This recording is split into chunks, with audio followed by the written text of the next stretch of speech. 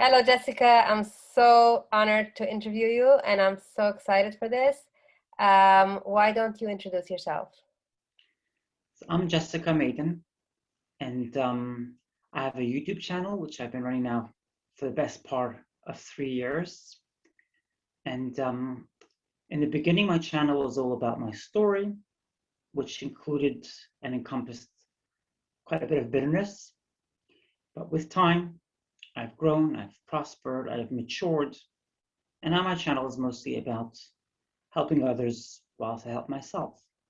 Because I really believe in that kind of thing. If you help others, you're helping yourself at the same time, and we're all in this together.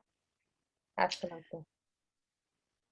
A little bit more about myself.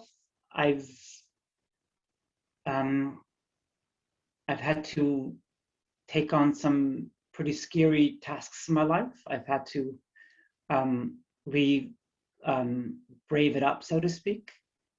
And whilst I was doing that, I faced some interesting challenges, and I had some interesting and pretty amazing successes along the way. So that's what I share on my YouTube channel, and that's what I share in my other channels of um, where I express myself and I get it out there. Fantastic. I love the energy you bring to your YouTube channel. It's so inspiring to see. Also, like you say, the evolution. I've watched your YouTube channel from the beginning, and I've always admired you very much. But it's like so beautiful to see. Like it's almost like a flower opens up its petals. Like it's so incredible, the evolution. So, can you share with us a little bit about your journey, about your story? So, as you all know, middle of writing a book, and my book does not miss out, does not omit any part of my life, because my life is about pros- prosperity. It's about learning lessons and not looking at any part of my life as a negative experience. So my story starts run about when I was 6 years old. When I was a young child, I began to realize that my gender identity was different to the one that I was given, designed to have at birth. Now, obviously, this is something which many people, including myself, were struggling to grasp and struggling to accept. Or rather, I shouldn't say struggling because they weren't even aware of it at the time. But I am aware of the fact. I have um, a bit of insight into these things, and I realize that people do have an intuition which they choose to ignore and to choose to put aside. And I really believe that that's what happened. Although if you ask them today, they wouldn't know what I'm talking about. And it's just how it is. We do. It's deep in the subconscious when it comes to dismissing our intuition, but not to get into others, because my journey is not so much about reflecting on others, because everybody is on their own journey. They're dealing with their own story. They're dealing with their own long day, their own life. My journey is about how I lived from a very young age with this incongruence, and it kept me thinking a lot. And as a child, when you're faced with such a challenge, when you're faced with such an incongruence, you try your best to just fantasize your identity in a safe place, in a safe space. So as a child, for me, that safe space was sufficient because a child doesn't need a lot. Children are resilient, children get on with life, they're strong. And that's what I did as a child. I just harbored my identity. I got on with it in my own space, in my own head, and that was good enough for me. But as I started getting a little older, as I started reaching my early adolescent years, that's when the challenges started to get a lot deeper and a lot worse and a lot more challenging. I was obviously not prepared to face any of it because I wanted to remain where I was. I wanted to remain intact and not sort of disturb anybody else's life. I'm a very considerate person. I've always been a very considerate person, caring for others, And I always thought about being kind and gracious and considerate of others.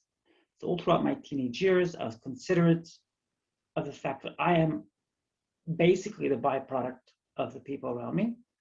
And I have to remain within those parameters. Obviously, it wasn't always that easy. And at times things got pretty tough and pretty challenging. But for the most part, I got through it. I didn't have a single suicidal thought up until age 20, I think. I didn't have a single suicidal thought, which pretty much shows that I had a pretty tough resilience within me. I kept myself going. I found creative ways. I improvised in various different ways, and I survived as a result. Now, if you would have asked me back then, was I surviving? I would have said, no, no. If you would have asked me back then, are you really thriving? I would have said, no, not a chance. But that actually was what was going on. I was thriving, I was surviving, and I was being resilient despite it all, in the face of it all. And a lot of this is going to be coming out in my book, which I'm going to be putting out, hopefully, God willing, in not too long. So that is my first stage of my life, put into a couple of sentences. And there's a lot more to it, which I'm happy to share. So which community did you grow up in? So I grew up in Lithuanian Hasidic mixed community. So there's that kind of mixture.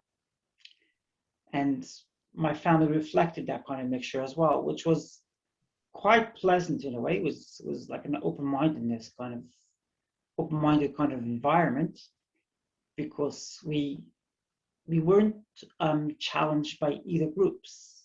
And a lot of people who are in either of those two camps, so to speak, groups, camps, however you want to refer to it, a lot of people who are in either of those two camps tend to become quite pretty strongly identified with that particular camp, and they become unable and sort of not culturally inclusive in their approach to the other camp. So we were a mixture of the two camps. There was the Lithuanian camp, and there was the more Hasidic camp. I just wanted to point out this is my first time doing this kind of meeting, so I don't know how. You're doing great. Thank you. Thank you. So in your community, was it acceptable to discuss anything else except for straightforward gender of men and women? Was there any opening for discuss LBGTQ?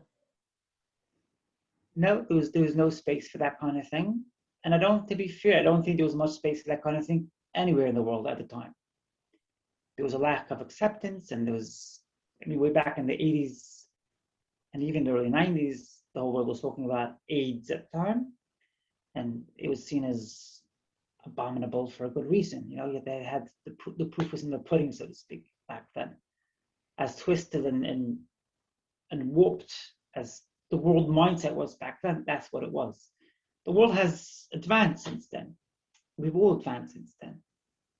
Everybody has advanced, but at the time, it was not accepted anywhere. I obviously thought that I live in a bubble. My existence is a non-existence, so to speak. So for a large portion of my early years, and until I found out there's another person on the planet who might be transgender too, I lived in a very narrow space, so to speak. And there's nobody else on the planet who had this crazy idea of gender fluidity, for the lack of a better word, gender fluidity, so to speak. Because it is a means of fluidity means you're sort of moving around, moving out from your born space. So effectively, that's what it was for me. Obviously, in the ultra-Orthodox Jewish community, even today, it's not discussed. It's not dealt with, so to speak. But there is advancement. Slowly, it's creeping in. Obviously, I was a big catalyst. what's the word? Catalyst? I was a catalyst, but I was a whistleblower, if you like, in this context. I came out there, I put my story out there, and my case made headlines internationally, in Australia, on Australian websites, on South African websites, on Israeli websites, on American websites, and a host of UK websites carried my story and what I was daring to do, trying to gain reunification with my offsprings. So how did you, can you take us back a little bit? How did you get married? How did that go? So one of my siblings was friends with one of my ex-wife's siblings. And between the two of them, they said, hey, I got a brother. Hey, I got a sister. Let's try it. And when I heard about that, I said, no, not for me. And my intention was, Jessica, no way could you get married. That's not for you. I tried very hard to stay away from marriage because I knew that it wouldn't serve me well. I had the maturity to an extent, it wouldn't serve me well. Obviously, the pressure was insurmountable. It was continuing. It was nonstop. And that's why 14 months later, I went and I met my ex-wife. And the rest is history. So how many children do you have? So I've got 5 children, and I'm not allowed to discuss my children on YouTube or anywhere for that matter. But I'm a person who has 5 children, and I don't put the face out there. I don't. I try my best to just not include them in what I do with my different amazing things, my amazing chores, my different amazing YouTube videos I put out.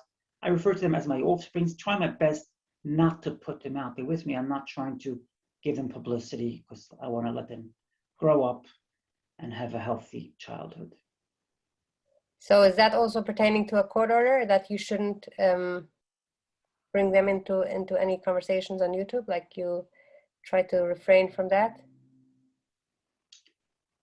Maybe there's some gray area in the specifics of it. There might be some gray area, but I try to refrain because that's in my past. I'm not looking to be drawn back into that. The whole how would I put it? The whole shebang, if you like. I've moved on from there. I'm inclusive. I'm forgiving. I'm kind and gracious, and that's who I am. And I'm not looking for any feuds or anything like that. If you have somebody who is in the position where you were a couple of years ago before leaving the haredi community and transitioning, what advice would you give them? My advice to me would be for them to, first of all, write things down. Because for me, my pen and paper was my survival method. Although lots of it I threw out eventually, but I still felt, because when you write things down, it's been scientifically proven, it's amazing for the brain. It helps you get things out onto paper, and you could sort of formulate your thoughts. So I would advise them, first thing to do is write things down. And second thing I would advise them to do is to be patient. We learn a lot of patience nowadays, especially it's fascinating, maybe a little bit ironic, but with all the technology we have out there, we actually learn a lot of patience because every so often our systems go down. Wi-Fi goes down, and we have to learn, okay, patience. It's going to take a little bit of time, and that will take time to fix itself. Or in a situation where we're having to wait at a supermarket, or even in traffic, or even when we have to cross the street, we're constantly learning patience. So I would advise them to be patient, and good things are going to come eventually. And my life could attest to that, because I could assure you, I did not believe I would be sitting here today. If you had told me I'll be sitting here today as myself, as Jessica, you would have told me that 8 years ago, I would have said to you, fantasy, impossible. So that's some of the advice I would give them. Obviously, if they want any more advice, they could always contact me on Facebook or wherever. I'd be happy to share more advice. Excellent.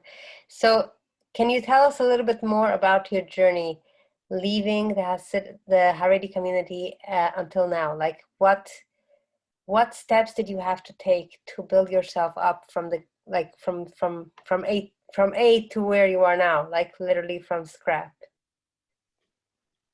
I had to make mistakes along the way. That's forcible.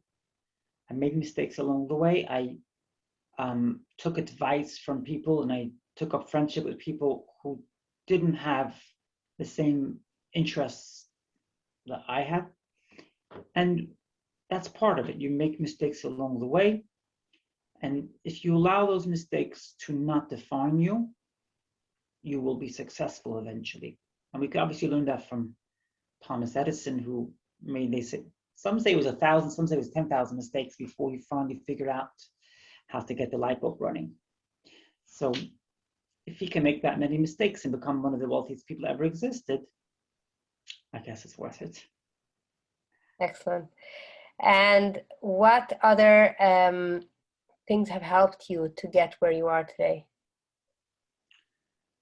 A lot of affirmations. I do a lot of affirmations. I wake up with affirmations. I go to sleep at night with affirmations. Maybe not so much lately, but I used to do a lot of affirmations before I went to sleep at night. Now I do it more like towards midday. I do my affirmations, drumming it into my head, brainwashing my brain, brainwashing my mind to believe that I could believe in myself. I'm not contingent on others. I can be independent. I'm not reliant. I'm self-sustainable, self-sufficient, and also tapping into my intuition. I listen to a lot of audiobooks. I'm always listening to audiobooks, always trying to learn new things.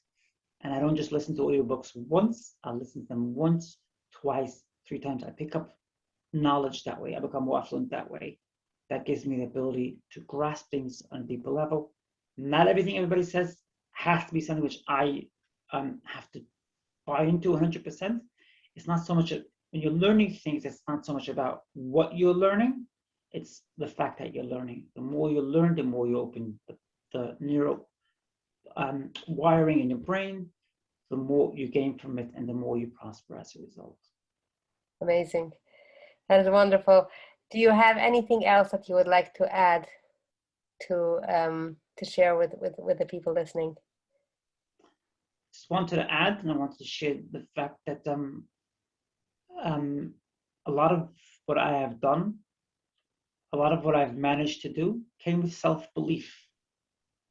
So you need to believe in yourself, and if you have to repeat it and repeat it again and again and again, you will eventually see results. And I am a product of that trial, a product of that journey, product of that test. It's not easy to believe in yourself, especially when you're tied up in a life which doesn't suit you, which is not which is not where you belong, which is not for you. It's not easy to believe in yourself then. And no, I didn't follow my affirmations back then either. But you're going to see in my book, I always try to figure out ways to survive. I always, although I didn't see it at the time, I always found ways and means of expressing myself, whether it was hiding an article of clothing, which helped me identify as myself as a transgender person. I did that. And I took risks in the process, but I always did that. I used to hide articles of clothing. I used to go out and get myself hormones when it was forbidden. I was locked in a very deep religious sect. Nonetheless, I managed to find ways to go out and purchase hormones and to find ways to identify as myself to the best of my ability. I took risks along the path, and that's the idea. You take risks, and eventually you see results. And I also want to add that it's pretty fascinating and amazing because whilst I was taking those risks, whilst I was hiding those articles of clothing, I was feeling awful. And for the first 15 years, rather from age 20 until my mid 30s, suicide was something which I basically thought about all day. Rather from like 25 till about 37 before I transitioned, that was something which I thought about very often. And I attempted suicide, etc. I saved my life effectively. And up until I saved my life, I still found ways to stash articles of clothing or hormones or my little articles I used to hide, a lot of which went in the garbage pail in the end, because I just had to, at some point in this journey, I just had to get rid of it all. My brain needed to clear things up and see maybe that will help me get rid of this. But it didn't, because our identity is part of who we are. In addition to that, we also know that it's been proven in spiritual teachings, and it's even proven in Jewish teachings, that we have all lived through different genders in previous lives. And obviously people come from a very strong religious sect will defy that and claim otherwise.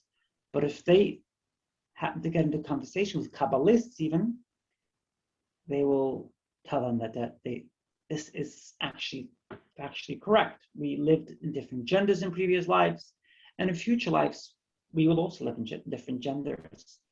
And what transgender people effectively are doing, and what they do, is they connect with a more encompassing gender, which is more congruent with who they are and on their mission during this lifetime.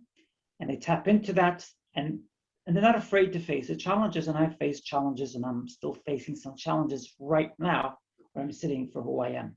I'm facing challenges which I won't go into, but I'm still facing challenges for who I am, because people still struggle, although they claim to be all-inclusive. So that's how I would put it out there. That's how I would sort of lay it out. Beautiful. Thank you so much, Jessica. I really appreciate you taking the time to talk with me and to share a little bit the tip of the iceberg of your story. We're all looking out and waiting for your book.